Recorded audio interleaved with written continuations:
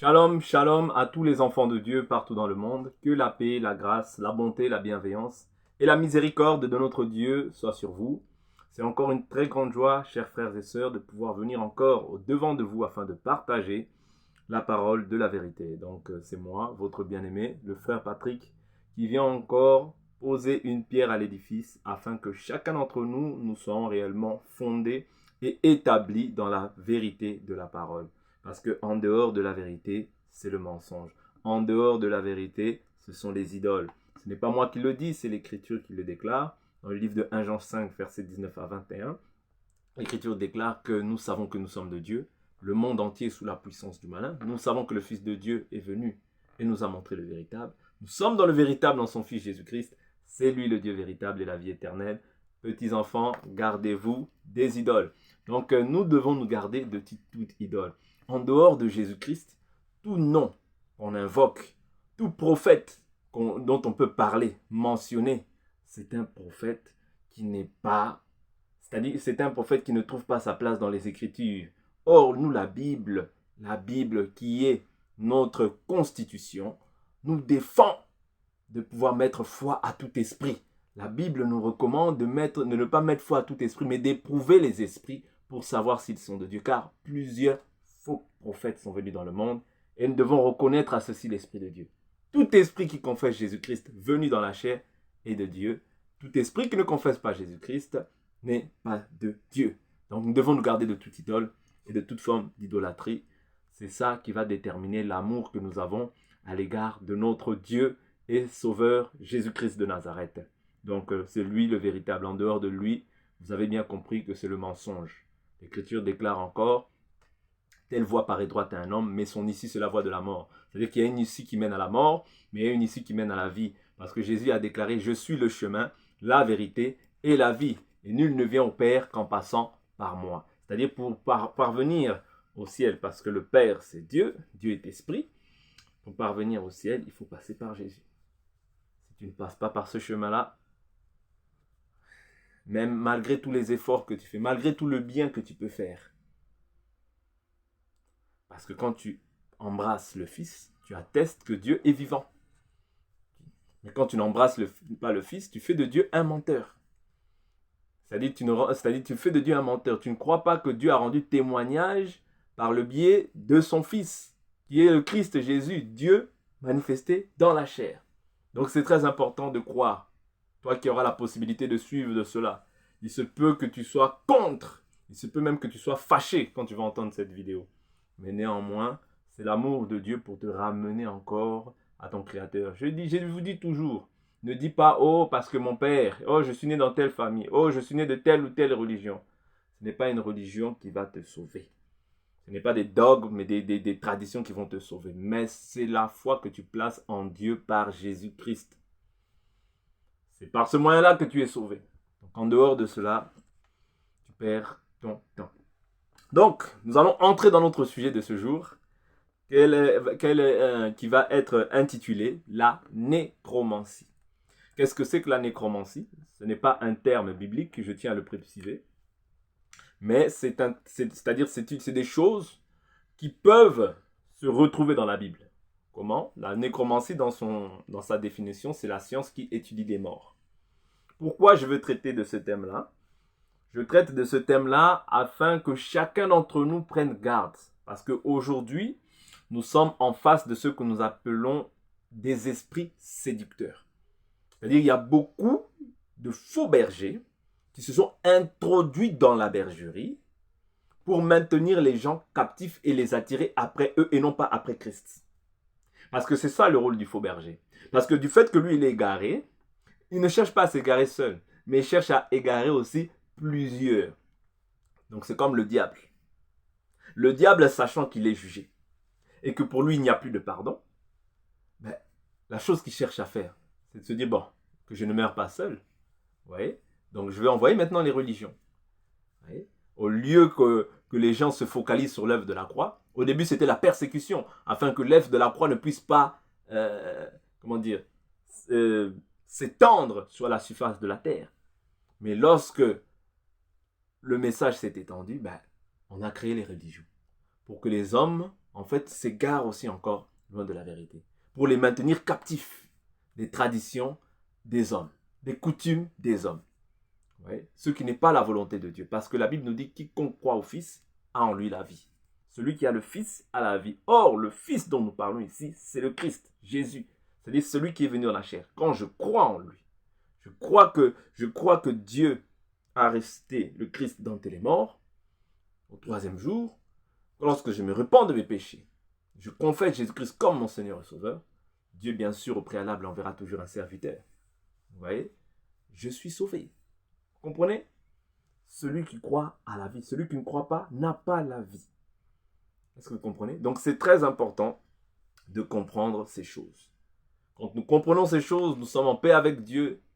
Nous sommes en paix avec Dieu et Dieu habite en nous par son esprit. Mais quand tu ne confesses pas le Fils, tu n'as pas la vie. Donc, la nécromancie, c'est une science qui étudie les morts. Pourquoi cela? Les gens vont se dire, mais pourquoi tu traites des cas qui ne sont pas forcément mentionnés noir sur blanc dans la Bible? Mais nous allons voir que c'est écrit dans la Bible. Ouais, parce que notre inspiration est puisée sur la parole. Nous ne pouvons pas aller en dehors de la parole. Ah, non, non. Tout ce que nous faisons, nous essayons de pouvoir prendre des thèmes qui sont dans la parole afin de pouvoir édifier un maximum de personnes. Parce que le but de cette chaîne, je vous l'ai toujours dit, ce n'est pas pour venir raconter nos vies, mais c'est toujours pour venir apporter une édification à ceux qui entendront cette parole. Donc, nous prenons nos Bibles, comme à la coutume, et je vous l'ai dit, toujours si une personne n'a pas de Bible, vous avez la possibilité de nous contacter et nous nous ferons un réel plaisir de vous envoyer une Bible gratuitement. C'est gratuit. Ok? Afin que nous soyons dans le même état d'esprit lorsque nous partageons la parole. Du moins, que nous puissions lire la parole et comprendre. Parce que le but ici, c'est que vous compreniez, que vous saisissiez la pensée de l'enseignement. Donc, nous prenons l'écriture dans le livre de Lévitique, chapitre 19, au verset 31.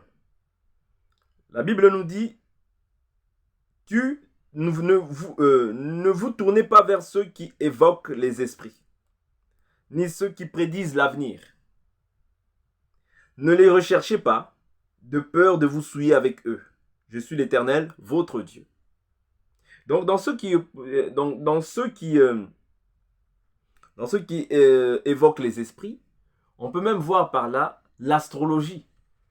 Parce qu'aujourd'hui, il y a beaucoup de gens qui se disent chrétiens, mais qui pensent encore qu'ils sont scorpions, qui pensent encore qu'ils sont taureaux, qui pensent encore qu'ils sont vierges, sagittaires.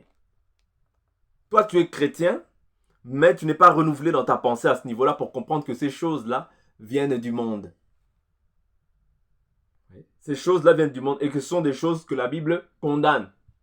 Comment toi, parce que tu es né en tel ou tel mois, on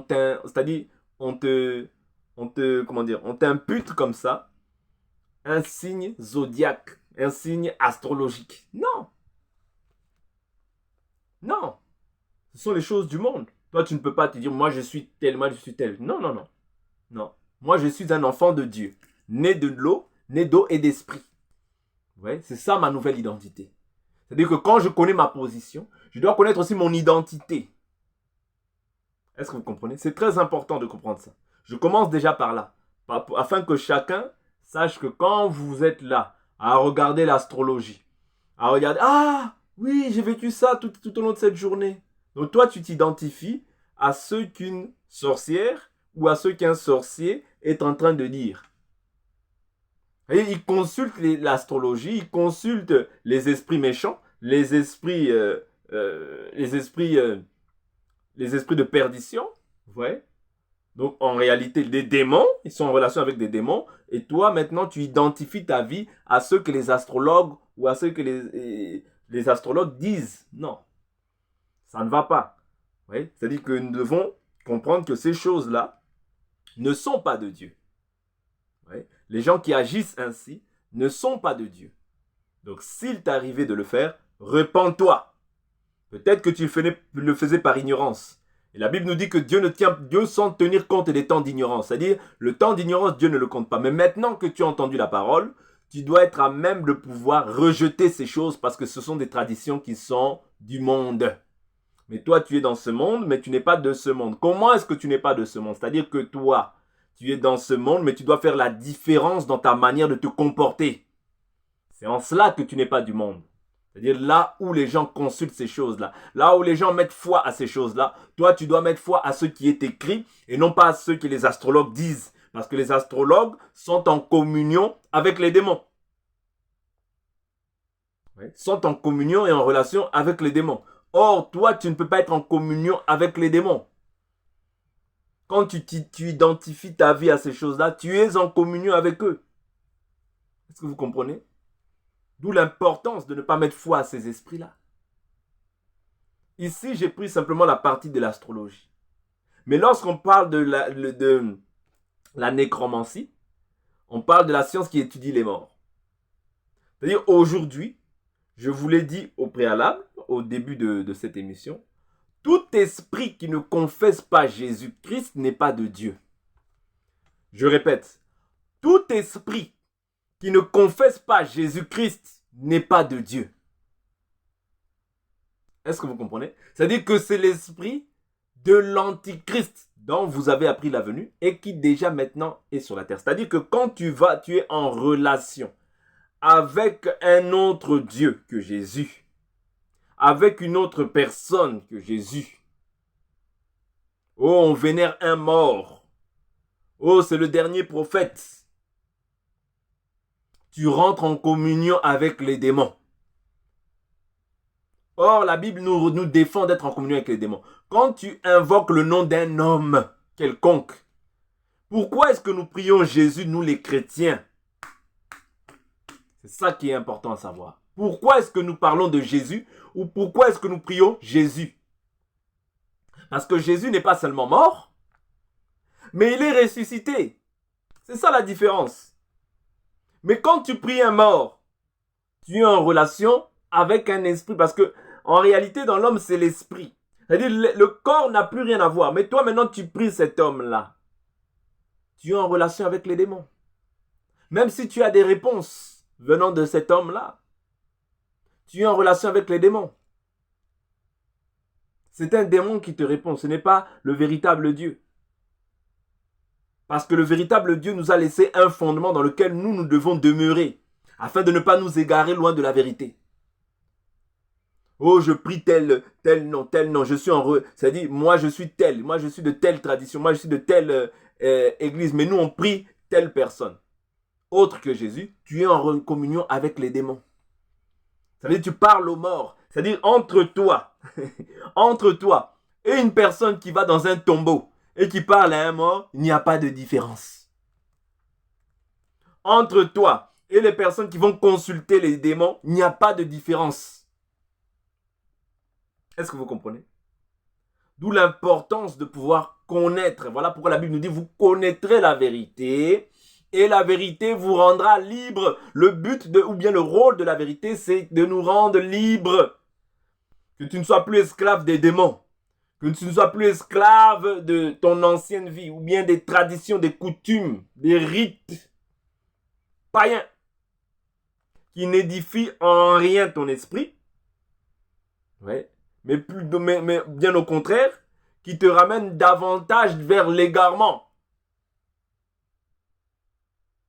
Est-ce que vous comprenez?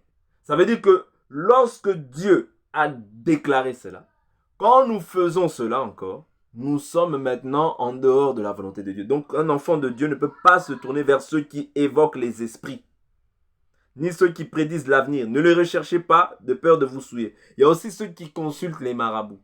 Nous ne pouvons pas faire ces choses-là en tant qu'enfant de Dieu. Et tu ne peux pas aussi, c'est-à-dire tu ne peux pas aussi, ici je viens vraiment dans la profondeur de la chose parce que tu ne peux pas invoquer quelqu'un d'autre que Jésus. Quand tu invoques même la mère de Jésus, c'est-à-dire Marie est dans le repos. Mais je ne peux pas l'invoquer parce qu'elle est morte, mais elle attend la résurrection. C'est pas moi qui l'écris. C'est-à-dire que quand tu invoques déjà son nom, tu es en relation avec les démons. Parce que ce n'est pas Marie même qui va se manifester, mais c'est un démon. Ici, je ne viens pas faire l'apologie ou bien faire la propagande des démons. Mais je viens simplement exprimer ce que la Bible nous recommande de faire. Oui. Il est écrit dans le livre de 1 Thessaloniciens. 1 Thessaloniciens. 1 Thessaloniciens, je prends le chapitre 4, à partir du verset 13. 1 Thessaloniciens, chapitre 4, le verset 13. Nous ne voulons pas, frères, que vous soyez dans l'ignorance au sujet de ceux qui dorment, afin que vous ne vous attristiez pas comme les autres qui n'ont pas d'espérance. En effet, si nous croyons que Jésus est mort et qu'il est ressuscité, nous croyons aussi que Dieu ramènera aussi par Jésus et avec lui ceux qui se sont endormis. Oui. Ceux qui se sont endormis, c'est-à-dire ceux qui sont morts au préalable, mais qui sont morts en Christ. Il dit quoi? Voici en effet ce que nous vous déclarons. D'après une parole du Seigneur, nous les vivants, restez pour l'avènement du Seigneur. Nous ne dévancerons pas ceux qui se sont endormis. Car le Seigneur lui-même a un signal donné à la voix d'un archange. Au son de la trompette de Dieu, descendra du ciel et les morts en Christ ressusciteront en premier lieu. Ensuite, nous les vivants, qui seront restés, nous serons enlevés ensemble avec eux dans les nuées, à la rencontre du Seigneur dans les airs, et ainsi nous serons toujours avec le Seigneur. Consolez-vous donc les uns les autres par ces paroles. Vous voyez? C'est-à-dire que ce soit Marie, que ce soit ceux qui sont morts avant ou après Jésus, ils sont considérés comme les morts en Christ. Vous voyez? Ceux qui ont cru, bien sûr, au message de l'Évangile. Pas ceux qui ont cru à un autre Dieu ou bien à un autre nom que Jésus-Christ. Oui. C'est-à-dire qu'en dehors de cela, ce sont les démons, ce sont ce qu'on appelle la nécromancie, la science qui étudie les morts. Oh non, moi je vais invoquer tel nom, je vais invoquer tel nom. Tu es un nécromane, sans le savoir. Tu pratiques la nécromancie. Oh, tu parles avec ton père quand il est mort. Ou bien tu commences à pleurer un mort à outrance. C'est-à-dire, quand la personne meurt, tu m'avais dit ça, tu commences à t'adresser aux morts.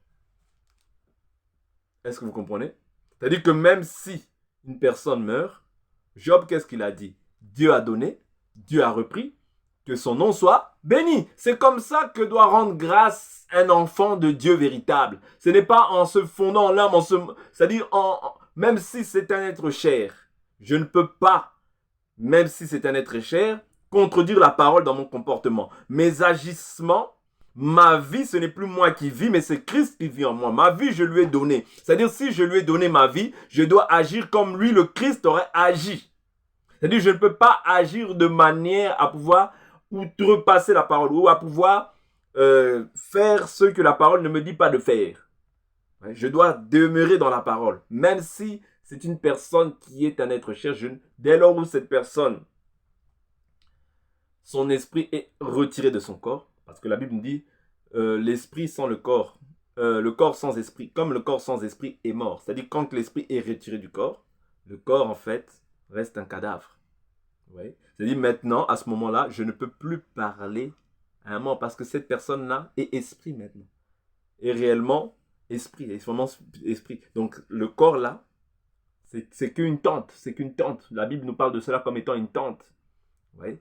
Donc, ou bien comme étant une lettre. Or, dans la lettre, ce n'est pas l'enveloppe qui est important, mais c'est le courrier. Ouais. De la même manière aussi, ce corps-là, c'est une tente que nous avons revêtu dans le temps afin de pouvoir venir accomplir une mission pour laquelle Dieu nous a envoyés. Mais néanmoins, nous ne repartirons pas, c'est-à-dire avec ce corps va pourrir. Vous voyez? Mais c'est ce qui est à l'intérieur qui est important. Or, si ce qui est à l'intérieur, quand tu es réconcilié avec Dieu, c'est Dieu qui t'accorde ton esprit et maintenant, il te fait passer des ténèbres à la lumière. Il régénère ton esprit. Ouais. Toi, ton esprit était dans les ténèbres, mais aujourd'hui, quand tu reçois le Saint-Esprit te donne, Dieu t'accorde son Saint-Esprit. Oui. C'est-à-dire maintenant tu es illuminé, maintenant tu es éclairé. Tu n'es plus dans les ténèbres, mais tu es passé maintenant à la lumière. Vous comprenez? Le voile est tombé, les écailles sont tombées. afin que tu puisses voir comme Dieu, marcher comme Dieu, être comme Dieu. Vous comprenez? Et c'est ça qui va faire en sorte que tu ne puisses plus maintenant être un nécromane. Tu vois quelqu'un, tu pleures, tu peux te mettre par terre, tu commences à parler. Oh, si tu étais là, je t'aurais donné ça, j'aurais fait ceci pour toi, j'aurais fait cela pour toi. Tu parles aux morts. Ouais. Là, tu vas au-delà de ce qui est écrit. Tu vas au-delà. Vous comprenez? Voilà pourquoi nous devons avoir des sentiments mesurés. Même si j'aime une personne, mais néanmoins, je ne peux pas contredire la parole dans mon comportement vis-à-vis de mon amour pour elle ou pour lui. Est-ce que vous comprenez? C'est très important. Et aujourd'hui, c'est à cela que beaucoup de gens se disant chrétiens, en fait, se livrent sans s'en rendre compte. Parce que les émotions les ont tellement submergés qu'ils commencent maintenant à déborder et à faire du n'importe quoi. Non, ce n'est pas la volonté de Dieu. Ce n'est pas la volonté de Dieu que nous puissions parler aux morts. Je prends encore une autre écriture qui va nous aider. Toujours dans le même ordre d'idées. Je suis dans le livre de Deutéronome chapitre 18. Prenons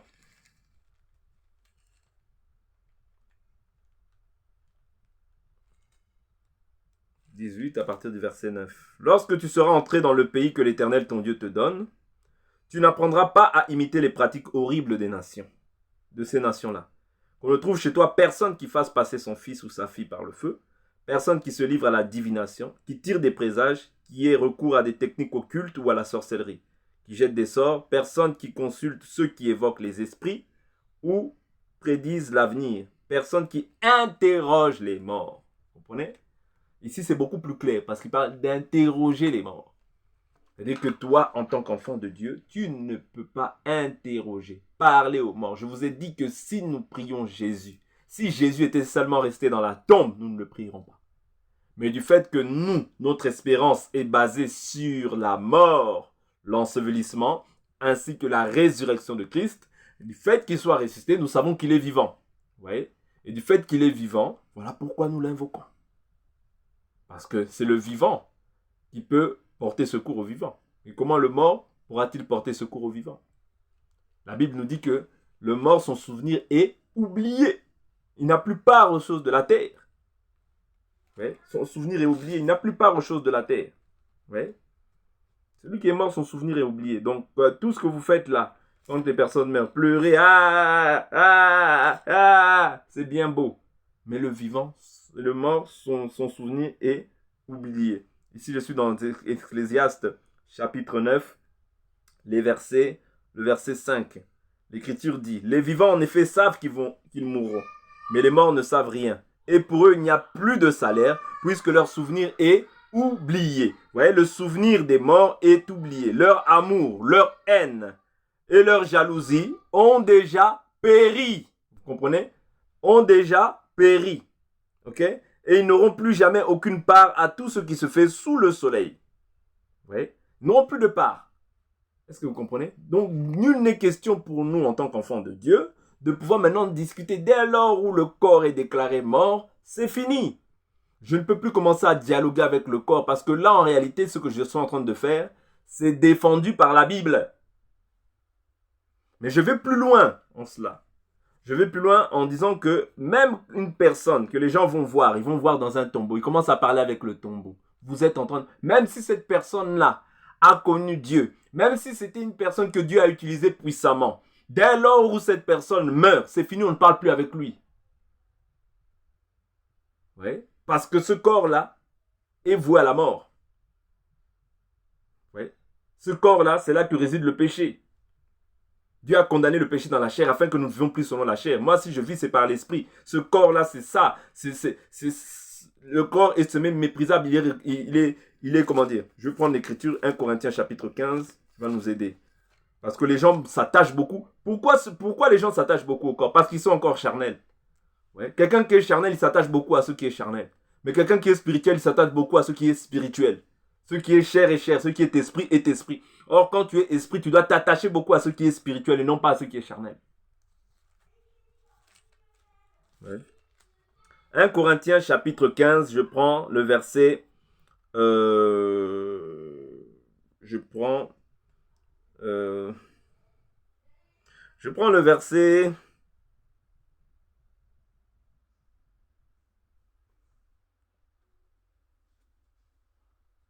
Je prends le verset, voilà, verset 44. Semé corps naturel, on ressuscite corps spirituel. Ouais. S'il y a un corps naturel, il y a aussi un corps spirituel. Ici, je prends simplement le corps que nous avons revêtu. Je prends un verset 50. Ce que je dis, frère, c'est que la chair et le sang ne peuvent hériter le royaume de Dieu et que la corruption n'hérite pas l'incorruptibilité. C'est-à-dire, dans cette chair-là, c'est là qu'il y a la corruption. Dans cette chair-là, c'est ce corps-là qui ne peut pas revêtir leur corruptibilité. Voilà pourquoi il faut que mon esprit soit réconcilié avec Dieu. Quand je suis réconcilié avec Dieu, c'est alors que Dieu, maintenant, lorsque je meurs, c'est-à-dire lorsque nous irons à l'enlèvement, je vais revêtir un corps de gloire, un corps sans péché. Parce que ce corps-là, c'est dans cette tente qu'il y a le péché. C'est dans cette tente-là qu'il y a la corruption. C'est dans cette tente qu'il y a la méchanceté. C'est dans cette tente qu'il y a la haine. C'est dans cette tente qu'il y a la jalousie. C'est dans cette tente qu'il y a toutes ces choses. Voilà pourquoi nous avions lu dans Ecclésiaste chapitre 9, le verset 5 à 6. Je prends plutôt le verset 6. Leur amour, leur haine, leur jalousie ont déjà péri. Ils n'auront plus jamais aucune part à tout ce qui se fait sous le soleil. Vous voyez? C'est-à-dire que c'est dans cette tente-là qu'il y a la méchanceté. Ouais, c'est dans cette tente. Ce n'est pas dans mon esprit. Non. Parce que mon esprit est vie à cause de la justice. Voilà pourquoi si toi, tu as cru en Jésus, tu ne crois pas en Jésus pour vivre encore les choses que tu vis autrefois. Si quelqu'un est en Christ, il est une nouvelle créature. Les choses anciennes sont passées, toutes choses sont devenues nouvelles. C'est-à-dire, si les choses sont devenues nouvelles, toi, tu ne peux plus marcher en ancienneté de vie. Tu parles avec les morts. Ouais. Tu t'associes avec des gens aussi, c'est-à-dire qui dans des religions où quand tu fais des professions de foi, tu parles d'un mort. Non. Tu ne peux pas agir ainsi. Quand tu es un enfant de Dieu, tu ne peux pas agir ainsi. Tu dois te positionner par rapport à la vérité et non par rapport au mensonge. Parce qu'il n'y a pas d'erreur dans la vérité. Là où il y a des erreurs, c'est là où il y a le mensonge. Mais dans la vérité, il n'y a pas d'erreur. Ouais. Quand tu vois quelqu'un qui va au tombeau, oh oui, non, lui on va l'honorer parce que c'était un prophète, un grand prophète. Oh lui, sache qu'ils sont en relation avec les démons. Sache qu'ils sont en relation avec les démons. Oh non, on va voir le tombeau d'un tel. Pour faire quoi? Pour faire quoi? Les gens qui vont voir le tombeau de Jésus. Jésus n'a pas demandé ça dans la parole. Jésus est ressuscité. Oui. Sinon, nous ne pouvons pas aller voir le tombeau. C'est-à-dire, toi, tu vas à Jérusalem, tu payes ton billet pour aller voir le tombeau de Jésus. Tu es encore païen. Tu es encore païen. Parce que si tu es chrétien, tu dois comprendre que ma vie à moi-même actuellement, là, si je vis dans ce corps, mais ma vie est cachée dans les lieux célestes en Christ. Ma vie, c'est pas ce que vous voyez. Ma vie, c'est l'esprit. Oui. Ce n'est plus moi qui vis, c'est Christ qui vit en moi. Et si Christ vit en moi, le corps est mort à cause de la justice, mais l'esprit est vie. Ouais. Le corps est mort au péché, mais l'esprit est vie à cause de la justice. C'est-à-dire, si je vis maintenant, je dois vivre selon la parole, parce que c'est la parole qui est la justice en nous. Est-ce que vous comprenez? Mais si toi, tu te livres c'est-à-dire même dans des religions où les gens invoquent les morts, où les gens évoquent les esprits, et parlent de certains noms, tu es déjà en relation avec les démons. Or, la Bible nous défend, la Bible nous dit, Dieu ne veut pas que nous soyons en relation avec les démons. Dieu ne veut pas ça. La Bible nous dit dans le livre de 1 Corinthiens,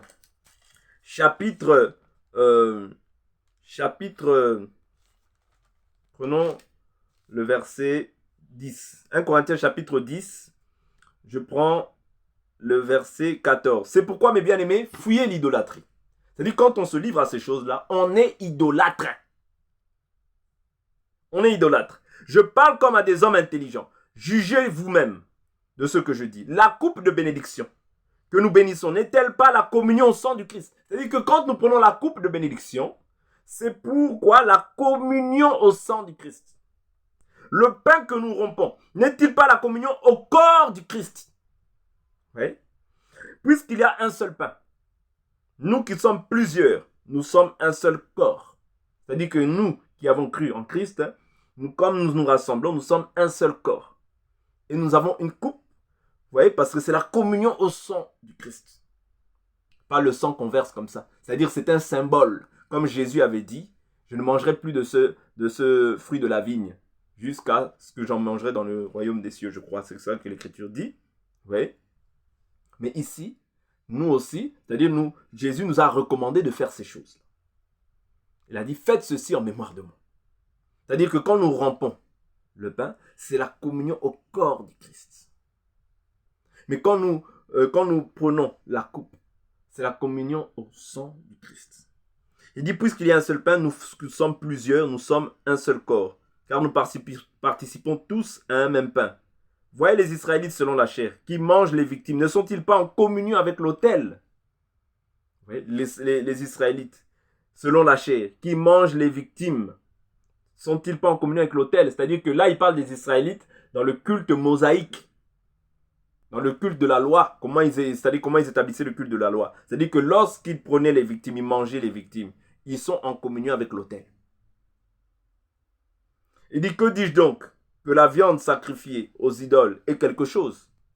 Ou qu'une idole est quelque chose? Nullement. Ouais. Mais comme la dispensation a changé, maintenant il dit quoi? Mais ceux qu'on sacrifie, on le sacrifie à des démons et non à Dieu. C'est-à-dire qu'aujourd'hui, si quelqu'un te dit non, bon, allons dans telle église, ils font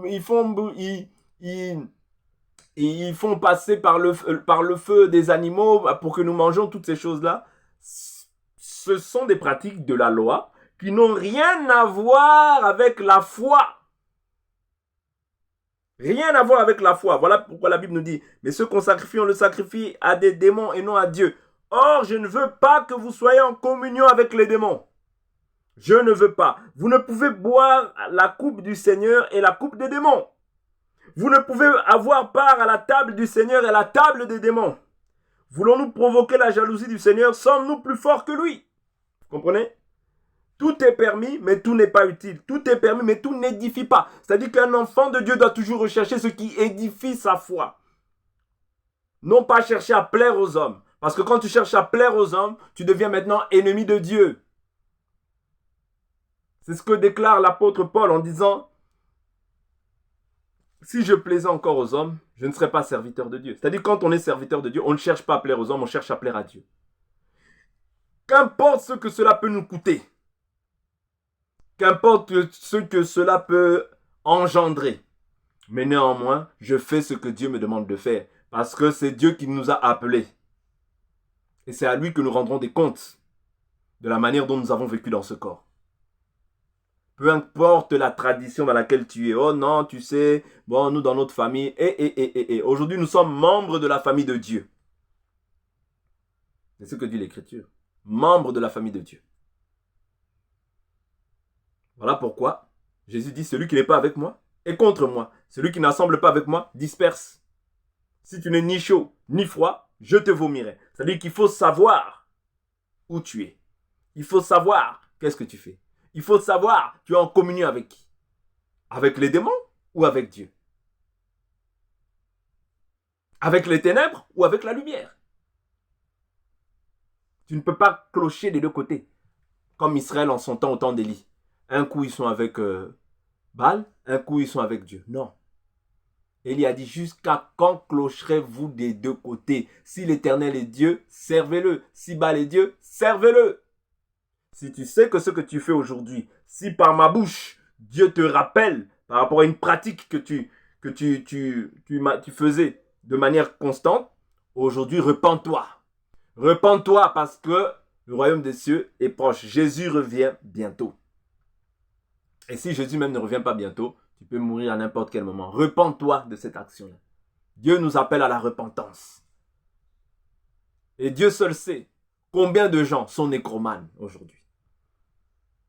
Combien de gens sont nécromanes aujourd'hui? Néanmoins, la miséricorde de Dieu, là où le péché a abondé, la grâce a surabondé. Voilà pourquoi ne te décourage pas. Même si c'était ton cas, ne te décourage pas. Je ne viens pas ici pour accuser, mais je viens simplement ici pour pouvoir exhorter afin de ramener en fait à la repentance tous ceux qui agissaient de la sorte. Parce que Dieu, la Bible nous dit, Dieu n'est pas venu chercher des hommes justes, mais des pécheurs, appelés des pécheurs à la repentance. C'est-à-dire que si toi, tu sais que tu as agi dans l'injustice, si toi, tu sais que tu as pratiqué ces choses-là, et que tu es en Christ, si tu n'es pas en Christ, tu dois d'abord te repentir et venir en Christ. Mais si tu es en Christ et que tu as pratiqué ces choses-là, dans l'inconscience, repens-toi. Si tu l'as fait aussi dans l'obstination, repens-toi, repens-toi et reviens au Seigneur. Avec un cœur pur, Dieu te pardonnera. Parce que la Bible nous dit, Dieu ne désire pas la mort du méchant, mais il désire que le méchant se repente et qu'il ait la vie. Mais tant que tu demeures dans cette chose-là, la Bible nous dit, la main de l'Éternel n'est pas courte pour sauver, mais ce sont vos péchés qui vous éloignent de moi. Vous comprenez? Ce sont nos péchés qui éloignent la présence de Dieu de nos vies. Voilà pourquoi si tu entends cette parole, n'endurcis pas ton cœur. Repens-toi. Repens-toi. Ce que Dieu veut, c'est que nous soyons sauvés. C'est que tous les hommes soient sauvés, qu'ils parviennent à la connaissance de la vérité. C'est-à-dire la connaissance de la vérité te permettra de ne plus être ébranlé. Te permettra de ne plus être manipulé.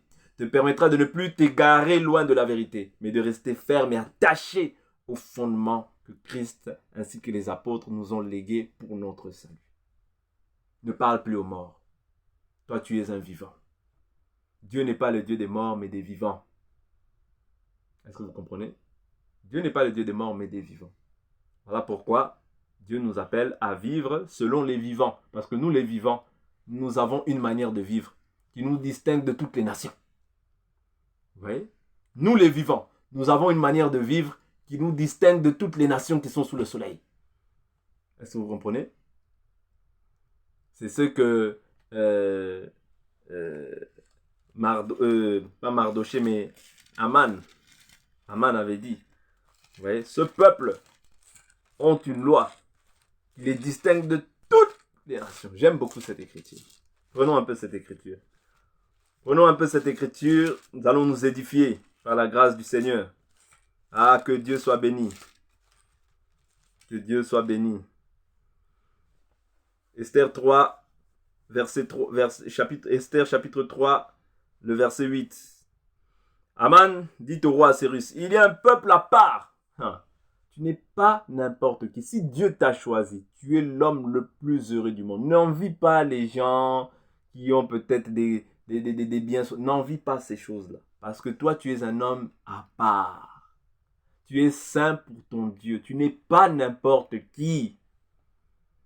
Quand tu es mis à part, c'est la chose la plus excellente qui puisse t'arriver c'est-à-dire depuis que tu es né.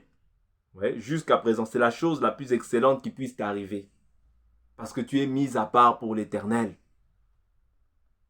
Dieu te connaît par ton nom. Aman dit au roi Cyrus, il y a un peuple à part, ils sont partout. Ah, ils sont partout. Infiltrés parmi tous les peuples, dans toutes les provinces de ton royaume. Leurs lois les distinguent de tout peuple. Et ils n'exécutent point les lois du roi. Il ne vaut rien pour le roi de les laisser en repos. Ouais. Qu'il plaise au roi de signer leurs pertes. C'est ça.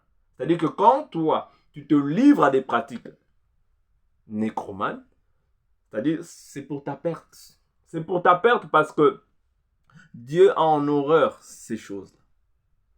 Dieu a en horreur ces choses-là. Si vous lisez le livre de Lévitique chapitre 18, vous verrez en fait toutes les pratiques qui se pratiquaient chez les nations. Et Dieu dit c'est pour cela que Dieu a vomi ces nations. C'est-à-dire Dieu a vomi ces nations à cause du péché. Voilà pourquoi toi qui es mis à part, Dieu t'interdit d'agir comme les nations. Dieu t'interdit parce que tu es mis à part, parce que tu es un élu de Dieu. Dieu te connaît par ton nom. Voilà pourquoi c'est ça qui doit être ta joie. C'est ça qui doit être la plus grande de tes joies. Ce n'est pas le fait simplement de posséder. Non.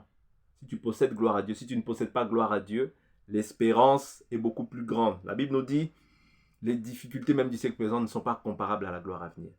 Tu peux subir des difficultés, mais pour cela, ne va pas contredire la parole de Dieu. Parce que la parole de Dieu, c'est la vérité.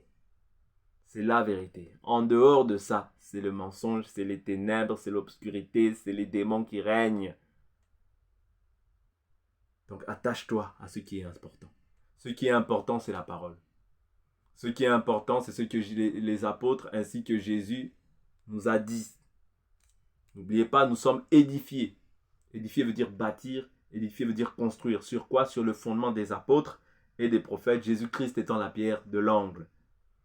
Ne cherche pas un autre fondement, parce qu'il n'y en a point d'autre. La Bible est claire. La Bible est claire. dans le livre de